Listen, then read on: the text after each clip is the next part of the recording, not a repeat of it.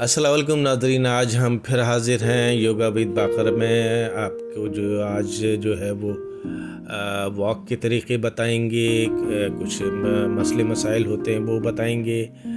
आपको जो है वॉक किस तरह करनी चाहिए, किस तरह सुबह उठना चाहिए। आजकल बुज़ुर्गों के साथ बड़े मसले मसाइल चल रहे हैं।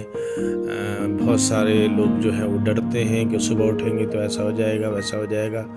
कुछ नहीं होता, आप बहुत सारी चीज़ों से बच जाएंगे। ख़ास तौर पे फालिज जो होता है, स्ट्रोक जिसे कहते हैं, उससे तो आप बहुत ही अच्छी तरह से बच जाएंगे। अभी नई रिसर्च आई है डॉक्टर्स की कि सुबह उठ के जो है अगर आप 3 चीज़ें कर लें तो आप जो है फालिज से बच सकते हैं। सबसे पहले तो सुबह उठते ही के साथ जो है वो आप पानी पिएं, 2 गिलास पानी पीने के बाद आप वॉक करें। वॉक कम से कम जो है वो आधे घंटे से ज़्यादा भी अगर कर सकते हैं तो 40 मिनट 1 घंटे वॉक करें। और उसके बाद जो है वो घर पे आ जाएं और 90 मिनट के अंदर अंदर जो है वो ज़रूर नाश्ता करें बेहतरीन किस्म का। और जो है वो उसके बाद जो है वो वॉक जो है वो जारी रखें तो इंशाल्लाह आपका कुछ नहीं होगा।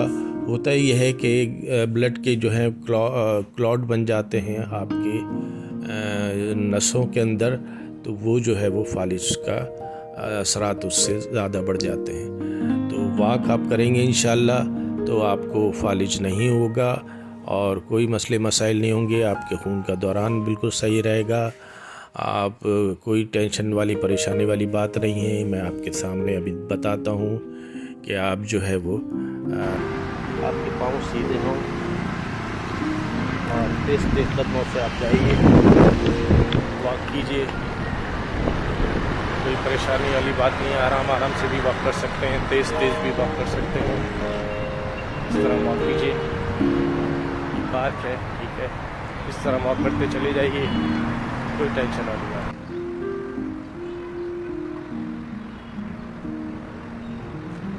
कम से कम जो है वो आधे घंटे वॉक कीजिए। आधे घंटे वॉक करने के बाद रेस्ट कर लीजिए।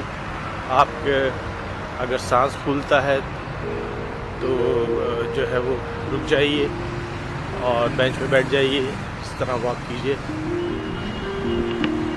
वॉक करते रहिए। इंशाल्लाह जो है वो आप रिलैक्स होना शुरू हो जाएंगे। कोई टेंशन वाली बात नहीं है। और जो है वो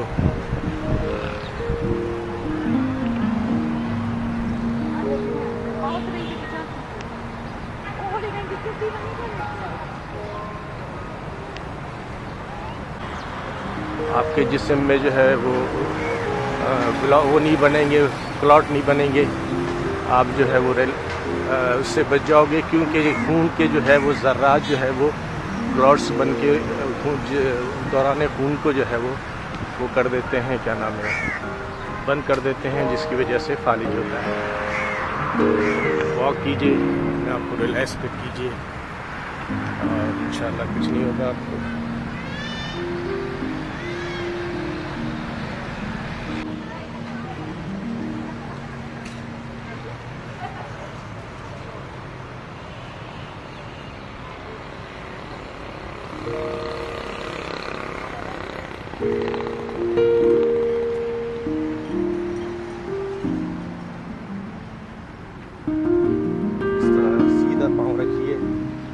पाँव पे चलते रहिए, इस तरह चलिए, पाँव को सीधा रख के, कोई टेंशन नहीं है, पाँव चलते जाएं।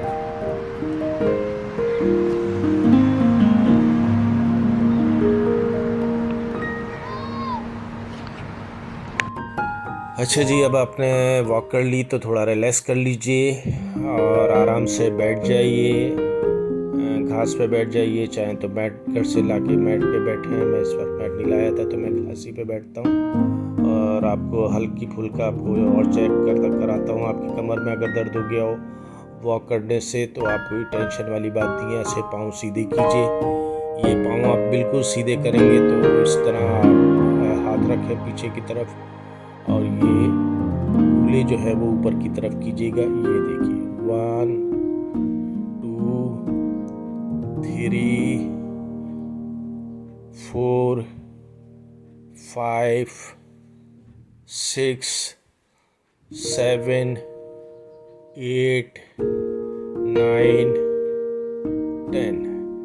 ये आप जो है ये कमर की थोड़ा आपका रिलैक्स हो गया, आप जो आराम से बैठ जाइए, आपकी कमर का दर्द भी ख़त्म हो जाएगा।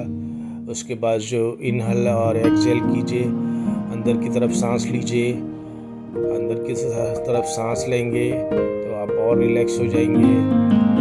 मुंह से सांस लीजिए, नाक से सांस लीजिए, नाक से सांस लेके मुंह से निकालिए, एक्सहेल कीजिए, इनहेल कीजिए। देखिए आप आहिस्ते आहिस्ते ये रिलैक्स होना शुरू हो गए। तो टेंशन की कोई बात नहीं है। बीमार हैं या कुछ भी हैं, वॉक ज़रूर कीजिए और छोटी मोटी एक्सरसाइज भी साथ कीजिए। अब मैं देखिए करता रहता हूँ। ये देखिए मैं अपने पाँव को, सबसे पहले तो आप अपने पाँव को चेक करें कि आपकी पाँव की अलाइनमेंट सीधी है। पाँव सीधे हों तो फिर ये एक स्पाइनल कॉर्ड की एक्सरसाइज कहलाती है कि आपकी कमर जो है बिल्कुल सीधी हो जाएगी। और ये देखिए आपकी ये हाथ जो है ऊपर ला के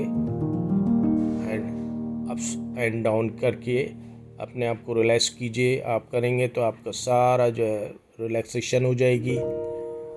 हाथ खोलिए, ओपन हैंड एक्सरसाइज कहलाती है। ओपन हैंड कीजिए, इस तरह ओपन हैंड करके बैठे रहिए आराम से। वापस लाइए, फिर दोबारा वापस लाइए।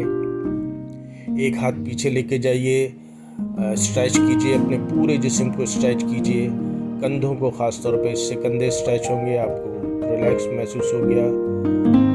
डाउन कीजिए, हाथ को वापस लाइए पाँव की तरफ, वापस ऊपर लेके जाइए, फिर वापस पाँव की तरफ लाइए। ये से आप बहुत अच्छी तरह रिलैक्स हो जाएंगे।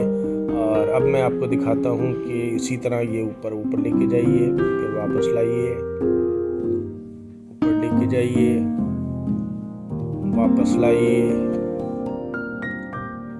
ये 2-3 दफ़ा करेंगे तो आप जो है वो खुद रिलैक्स महसूस करेंगे। ये हल्की फुल्की एक्सरसाइज है, आपके हाथ की, आपके कंधों की, आपकी कमर की। आपको कोई पेन नहीं होगा, किसी डॉक्टर के पास नहीं जाना पड़ेगा। और अब देखिए ये है, ये जो आपके पाँव जो है वो नीचे जो है वो इस तरह ये एक्सरसाइज कीजिए। पाँव पकड़ के नीचे की तरफ पाँवों को खोलिए। अपने पाँवों को जितना आप खोलेंगे इतना आपको जो है वो नीचे की तरफ रिलैक्स महसूस होगा। ये एक्सरसाइज है आपकी, ये भी एक्सरसाइज कर रहे हैं, हल्की फुल्की एक्सरसाइज है। रिलैक्स हो जाएंगे इससे आपके। ये जो है इनर बॉडी एक्सरसाइज कहलाती है, यानी बॉडी के निचले हिस्से की एक्सरसाइज है। ये पूरे आपके जो जॉइंट हैं घुटनों के और नीचे कूल्हों के जो जॉइंट हैं वो सब खुलना शुरू हो जाएंगे, आप रिलैक्स होना शुरू हो जाएंगे।